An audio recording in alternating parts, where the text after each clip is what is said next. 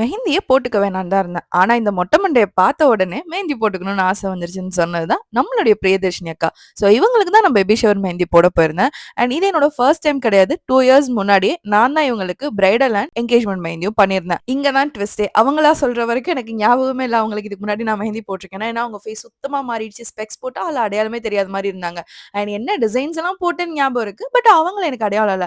சொல்லவா வேணும் தெரியாத போதே நல்லா பேசுவோம். இதுல தெரிஞ்சவங்க வேறயா நல்லா உட்காந்து கதை பேசிக்கிட்டே மெஹந்தி போட்டுட்டு இருந்தோம். ஐ திங்க் இது யுனிவர்சல் ட்ரூத்ன்னு நெனைக்கிறேன். லைக் அப்பானாலே பொண்ணு மேல தான் பாசம் இருக்கும். அம்மானாலே பையன் மேல தான் பாசம் இருக்கும். ஸோ இத நான் இங்கேன்னு கிடையாது. நெறைய இடத்துல நோட் பண்ணியிருக்கேன். அதே மாதிரி தான் அப்பான்னு மென்ஷன் பண்ணிக்க சைடு கேர்ள் பேபியும், அம்மான்னு மென்ஷன் பண்ணிக்க சைடு பாய் பேபியும் தானாவே அமைஞ்சிருந்தது இவங்களுக்கு. ஸோ இவங்களுக்கு வந்து பேபீஸ் மட்டும் இருந்தா போதும். பெருசா வந்து மத்தவங்க மாரி ஷர்ட், பேண்ட் எல்லாம் கஸ்டமைஸ் பண்ணிக்கலாம். அதுல உங்களுக்கு பெருசா இன்ட்ரெஸ்ட்டும் கிடையாது. இதுதான் நம்ம ஃபைனல் அவுட்புட். எனக்கு ரொம்ப ரொம்ப ரொம்ப பிடிச்சிருந்தது. எல்லாமே ரொம்ப அழகா இருந்தது. முக்கியமா இந்த மொட்டை மண்டை. ஸோ எனக்கு மட்டும் இல்ல பிரியதர்ஷினி அக்காக்கும் சரி, அவங்களோட மதர் இன் லாக்கும் சரி ரொம்பவே அழகா இருந்தது. 2 பேரும் சொல்லிட்டே இருந்தாங்க. ரொம்ப அழகா இருக்குன்னு மாத்தி மாத்தி. உங்க வீட்டு ஃபங்ஷனுக்கும் இந்த மாதிரி நான் அழகா மெஹந்தி போடணும்னு நினைச்சீங்க. அதுவும் அஃபோர்டபுளானா சீக்கிரமா புக் பண்ணிக்கோங்க. பை.